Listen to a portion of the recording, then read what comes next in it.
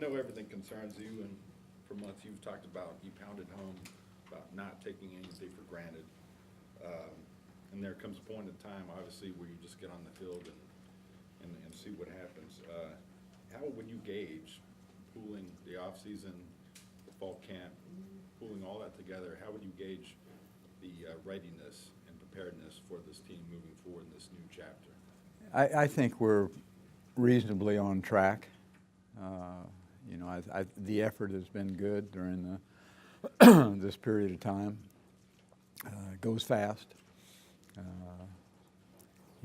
There are days that everything doesn't go exactly like you want it to. That's most days. But by the same token, as I said, I think the effort is there.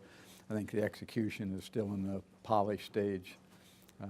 But it's a long season. We take it one game at a time. But each, becoming effective at the fundamentals and the execution of what your assignments are is something that's ongoing, quite obviously. And we just aren't quite there yet as far as that part goes. But like I said, I'm comfortable with the effort so far.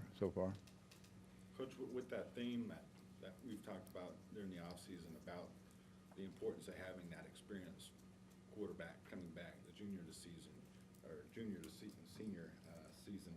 you look back and there's a noticeable trend that I saw with May, Bishop, Beasley, Roberson, and Klein, and that was that in the season opener of their the senior campaign, I mean, they came out and they have a combined 24 touchdowns in those teams with only 4 team turnovers.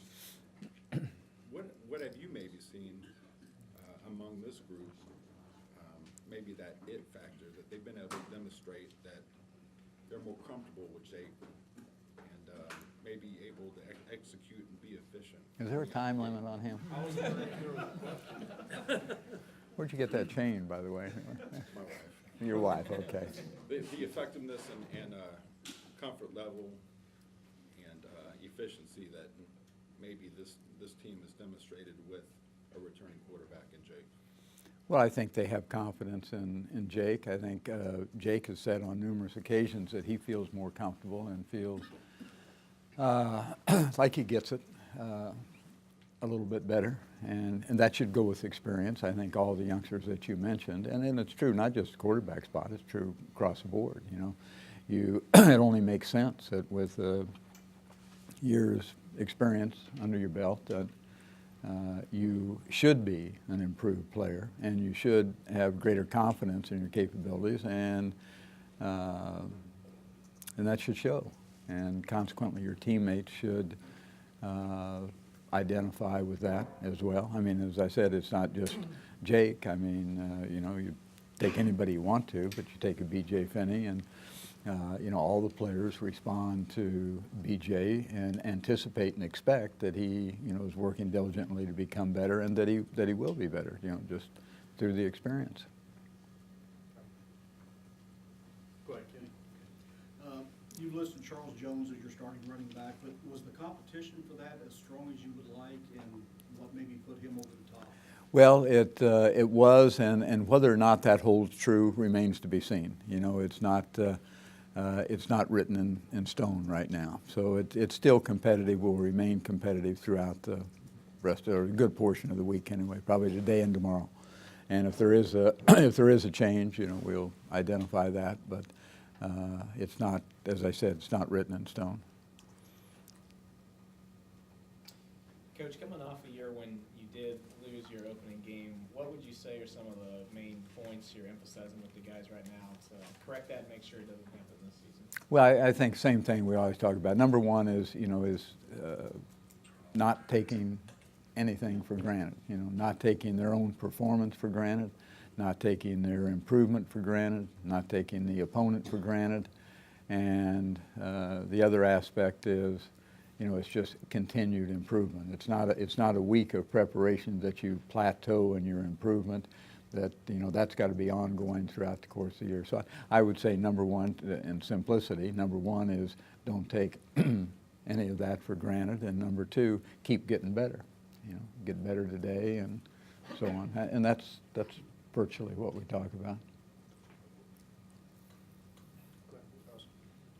kind of talk about what you've seen maybe out of Jack Antelli so far going into this year, and then obviously the advantages of having a returning kicker? Well, it's good having a returning kicker when they go through the uprights. And, Jack is, he's a very conscientious young man. I appreciate that a great deal. It's important to him. He makes it important to him. I think he's enhancing his range a little bit right now. Consistency is still growing. That's a major factor for a place kicker, but it's gotten better as we've gone through the workouts. Pardon me. Coach, are there any, you released a depth chart, are you happy with the initial depth charts that you released? I mean, or were you expecting maybe some guys to step up a little bit more, or, I mean, kind of give a gauge on your comfort level with the two deep right now? Well, I expect everybody to step up more, regardless of whether they're number one or number two on the depth chart. I'm not disappointed in the depth chart. Do I want them all to be better? Yes. Do I want it to remain competitive or create a competitive environment at certain positions? Yes. And some of that is there, and some of it isn't. In regards to maybe some of those late arrival junior college players, none of them have been listed right now. Is there a chance that they maybe crack the two deep at some point, or are they kind of a little bit, a couple steps behind some of those other guys? Well, obviously, if you come in after, a camp has started and you missed all of the summer workout, you missed all the spring workouts, it's not an easy task to, get yourself on the depth chart to where you'd like to be. But we see promise, and we see, what you indicated is a possibility, good possibility, I think. When that would take place or how quickly that would take place remains to be seen. That's up to them. Coach, how happy have you been with the competition on the offensive line, or what has that been like? We need more. It is, I like the fact that our number ones have tried to enhance the competitive environment. In other words, trying to help bring the twos along. I think, as I indicated, I think for the most part the effort has been good. I don't think we're as deep right now as I want us to be. You'd like to be. I can't remember in the years we've been here that we've ever had 10 guys that we've said, okay, they're interchangeable. That hasn't been the case. Normally we have maybe 8. And right now we're reasonably close to that, but not there yet. As far as overall depth, eight players that you could implement in a game plan. And our players are, one thing we do is and always have been, is our players have versatility to play at a variety of different positions. They can play across the board for the most part. And then also with Dalvin Warmack, has he made a decision on redshirting or not? At this point in time, he will probably redshirt.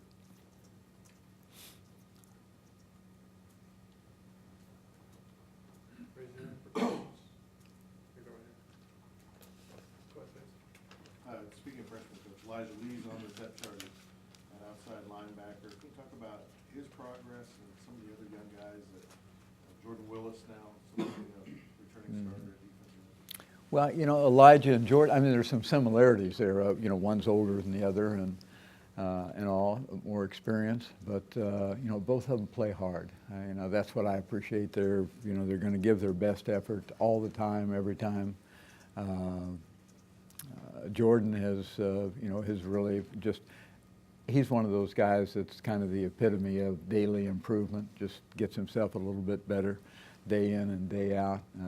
Elijah, it's kind of new to him, but he's trying to experience that and has made some headway, but pretty good athlete, runs well, like both of them.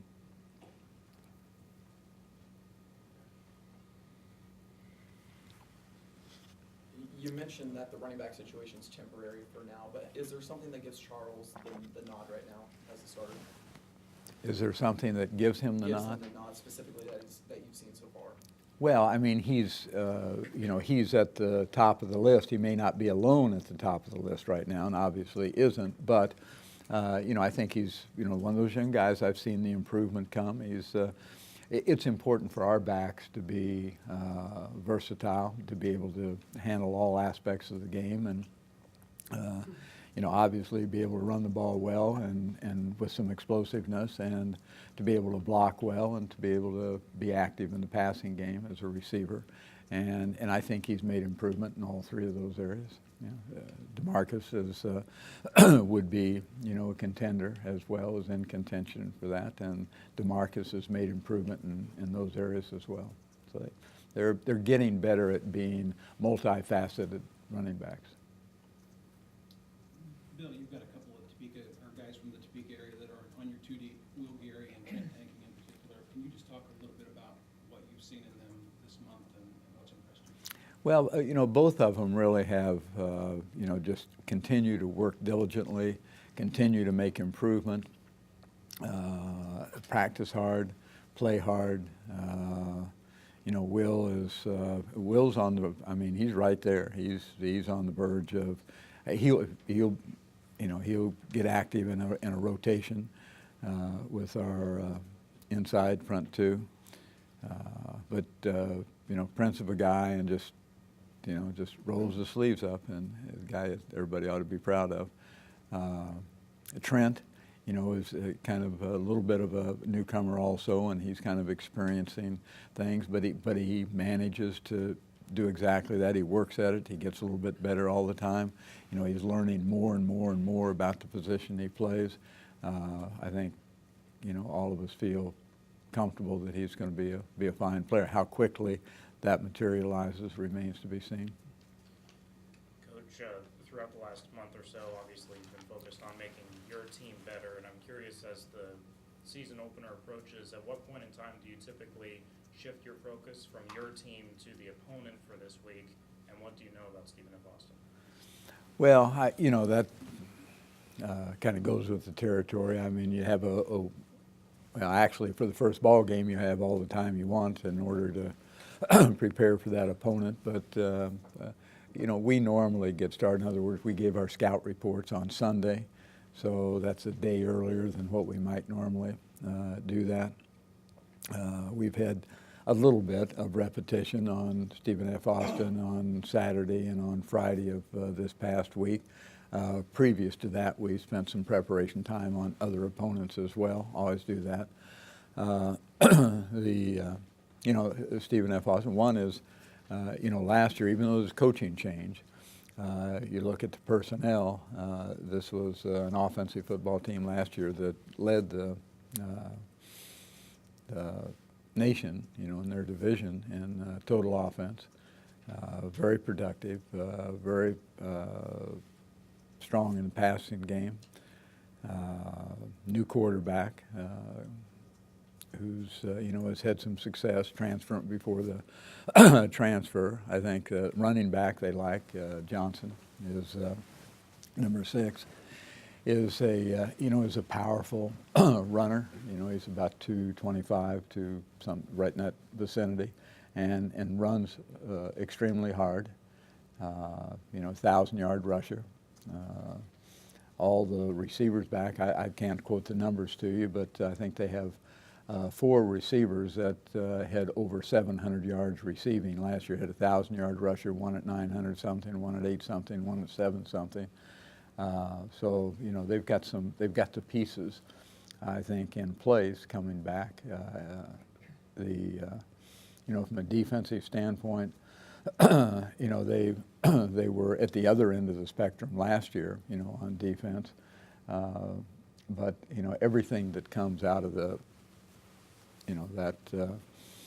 their practice reviews indicates that they are a vastly improved defensive football team.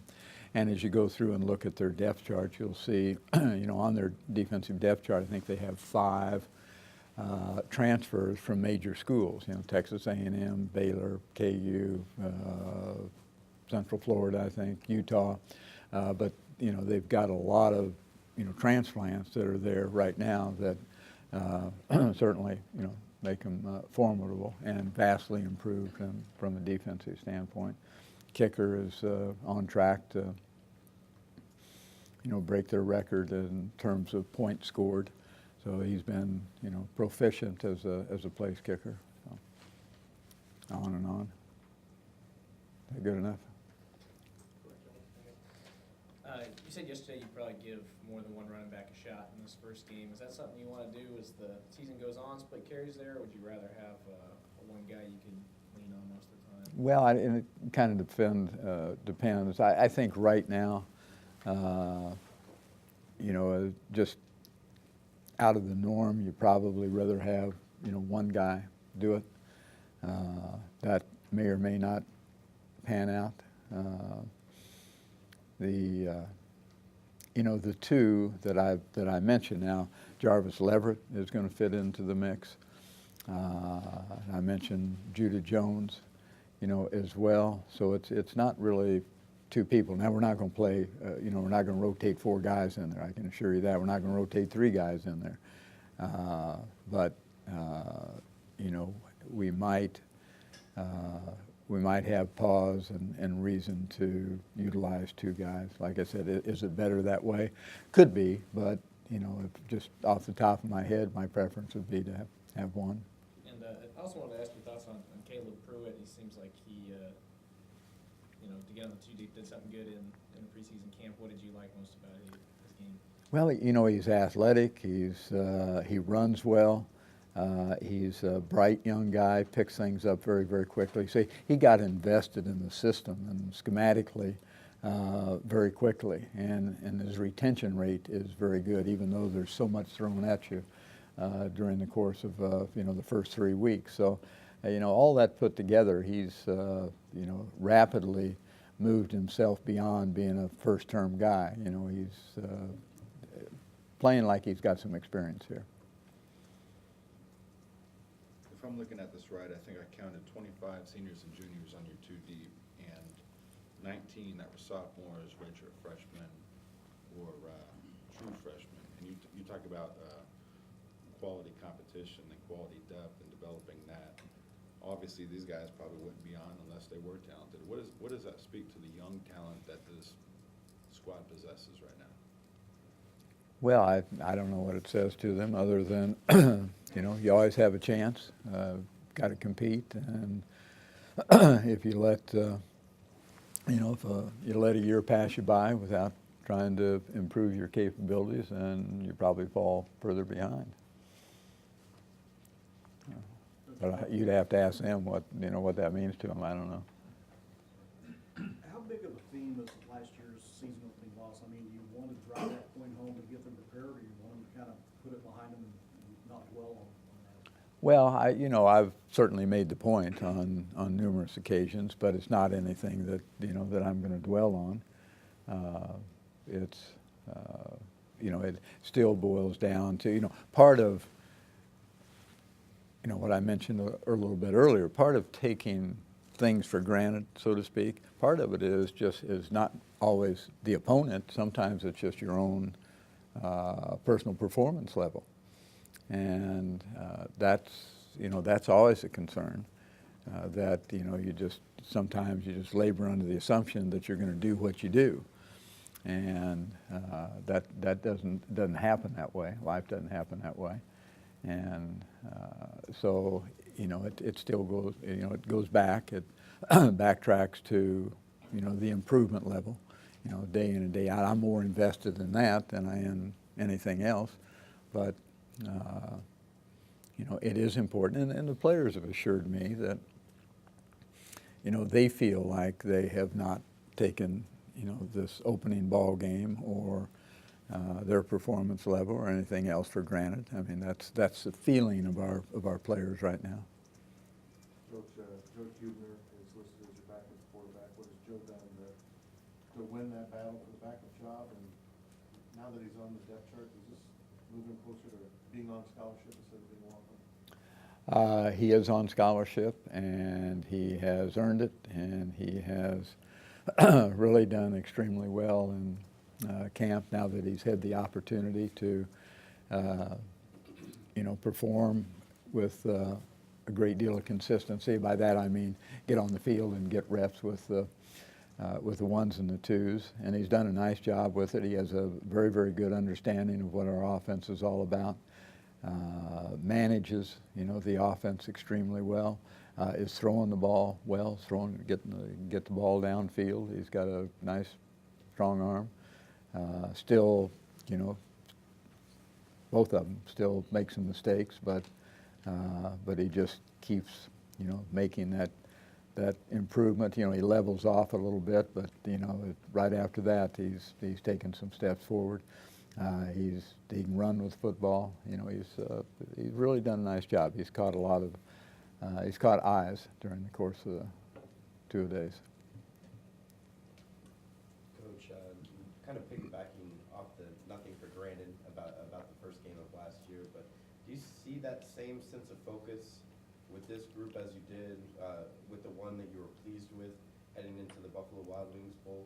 I mean, is it not maybe the same, is it similar? No, it's moving toward in that direction. We'll see when we get into the season, but I'm not uncomfortable with with the focus. I'm not uncomfortable with the effort. Execution has to improve. Schematically, we have to get better, but aside from that, and they're not where we were at the end of the season in that respect, but they are moving in that direction, which is positive to me. And also a guy in Will Davis, a guy that had a pretty fine high school career and just seemingly got a little bit overlooked. What have you seen from him through the spring, summer, and camp that just allowed him to make you feel comfortable at that Mike spot? Well, he's a tough young guy. He's a young guy that is intelligent about the game.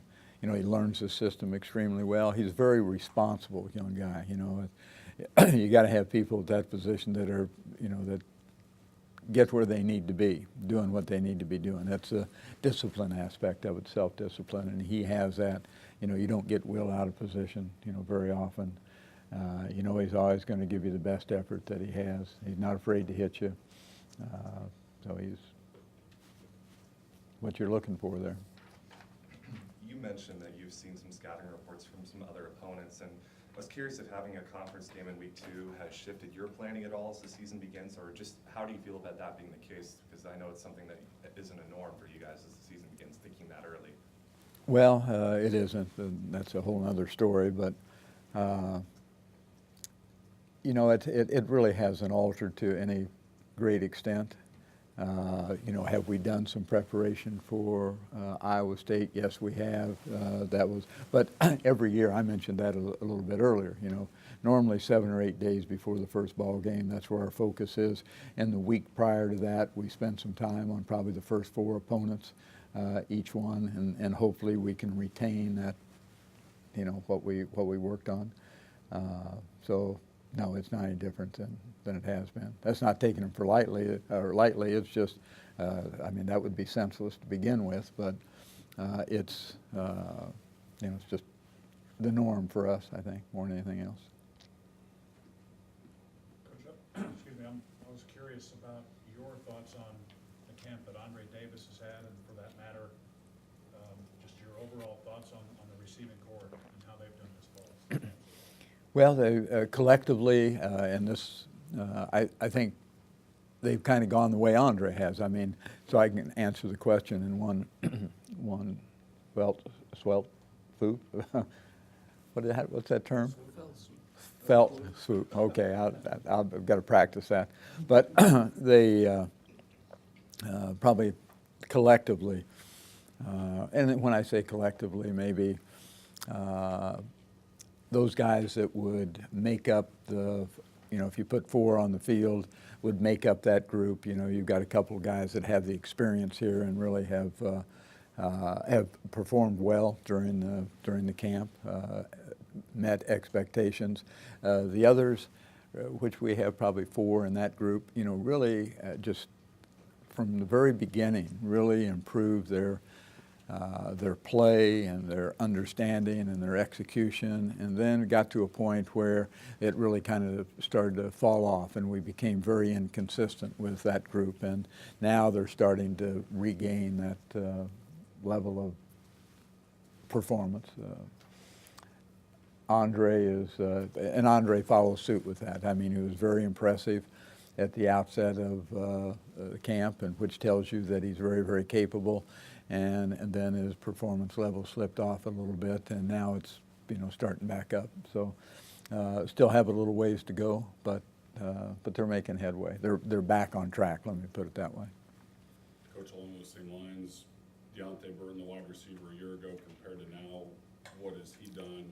You were asked earlier about the 4 JUCO players that got here late. Do you anticipate any of them or none of them playing on Saturday? I would imagine, some of them will get on the field. I can't tell you how often or how much, and can't tell you for certain that they will. But the anticipation is that that we would have the opportunity to put them on the field. What was the other? Deontay. Yeah, he's made headway. I mean, he just has more experience. He understands the system a little bit better. He has more opportunities now to work with Jake, and so Jake helps him a great deal.